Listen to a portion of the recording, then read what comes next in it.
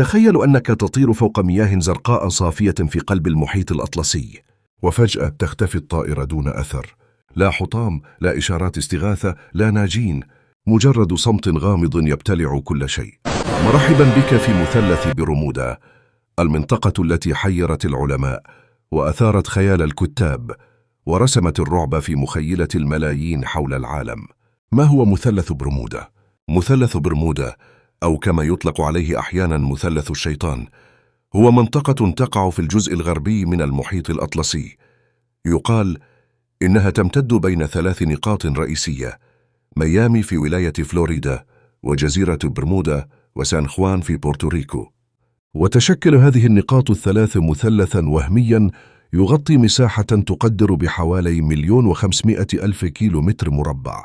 لكن هذه المساحة الشاسعة ليست مجرد مياه زرقاء عادية، بل تنسب إليها مئات الحوادث الغريبة التي لا تزال لغزا حتى اليوم.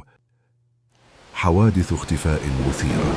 منذ منتصف القرن العشرين بدأ اسم مثلث برمودا يلفت الانتباه بسبب سلسلة من الحوادث الغامضة، أهمها الرحلة رقم 19 فلايت 19. في 5 ديسمبر عام 1945 أقلعت 5 طائرات حربية أمريكية من طراز أفنجر في مهمة تدريبية من قاعدة بحرية في فلوريدا. لم يكن الطقس سيئا وكان الطيارون متمرسين، ومع ذلك أرسل القائد إشارات استغاثة تشير إلى أن البوصلات لا تعمل وأنهم تائهون تماما. اختفت الطائرات ال5 ولم يعثر على أي حطام. الأغرب من ذلك، الطائرة التي أرسلت للبحث عنهم اختفت هي الأخرى، ومعها طاقم مكون من 13 شخصا. سفينة سيكلوبس USS سايكلوبس في عام 1918 كانت السفينة سيكلوبس التابعة للبحرية الأمريكية تحمل أكثر من 300 شخص عندما اختفت في طريقها من البرازيل إلى الولايات المتحدة. لم يتم إرسال أي نداء استغاثة، ولم يعثر على أي أثر للسفينة حتى اليوم. اختفاء الطائرة ستار تايجر. في عام 1948 اختفت طائرة ستار تايجر البريطانية وعلى متنها 31 شخصا أثناء اقترابها من برمودا.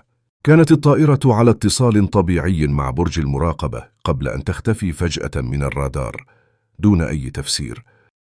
رغم أن الكثيرين يربطون مثلث برمودا بالخوارق، إلا أن العلماء حاولوا تقديم تفسيرات منطقية لبعض الظواهر. أخطاء بشرية. في منطقة مليئة بالجزر والتيارات المتغيرة يمكن أن تقع أخطاء ملاحية بسهولة. قد تكون بعض الحوادث نتيجة سوء تقدير من الطيارين أو القباطنة. الظروف الجوية المفاجئة. مثلث برمودا معروف بعواصفه المفاجئة والضباب الكثيف. غاز الميثان. تشير بعض الدراسات إلى وجود فقاعات ضخمة من غاز الميثان تحت قاع المحيط، يمكن أن تقلل من كثافة الماء وتؤدي إلى غرق السفن في ثوان. اضطرابات مغناطيسية.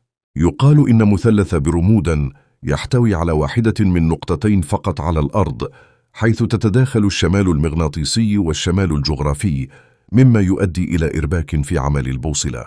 الكائنات الفضائية والثقوب الزمنية.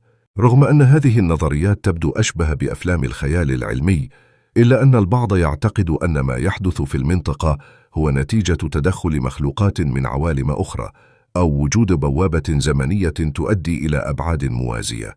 هل ما زال مثلث برمودا خطيرا اليوم؟ الغريب في الأمر أن حوادث الاختفاء بدأت تقل في العقود الأخيرة. بعض الباحثين يقولون إن ذلك بسبب تحسن وسائل الملاحة والتواصل، بينما يعتقد آخرون أن الإعلام بالغ في تصوير المنطقة كفخ الموت، بينما النسبة الحقيقية للحوادث لا تتجاوز المعدلات الطبيعية في مناطق أخرى من المحيط. في الواقع تمر آلاف السفن والطائرات من تلك المنطقة كل عام دون أن يحدث شيء، وهذا يطرح سؤالا مهما: هل نحن أمام ظاهرة حقيقية أم مجرد أسطورة غذاها الإعلام والقصص الخيالية؟ سواء كنت تؤمن بالغموض أم لا، لا يمكن إنكار أن مثلث برمودا أصبح جزءا من الثقافة الشعبية العالمية، فقد ألهم عشرات الكتب والأفلام والبرامج الوثائقية. تحولوا إلى رمز للخوف المجهول وأرض خصبة لنظريات المؤامرة. ومن الجدير بالذكر أن أكثر من 50 كتابا قد كتب عن الظاهرة، كما أن فيلم مثلث برمودا الذي صدر في عام 1978 كان من أنجح الأفلام في ذلك العقد. في النهاية يظل مثلث برمودا لغزا مفتوحا. قد تكون معظم الحوادث نتيجة طبيعية لأخطاء بشرية أو عوامل بيئية، وقد تكون هناك أسرار لم تكشف بعد. لكن المؤكد أن هذه المنطقة ستظل تثير فضول البشر وتجعلنا نتساءل: كم من الغموض يختبئ خلف الأمواج؟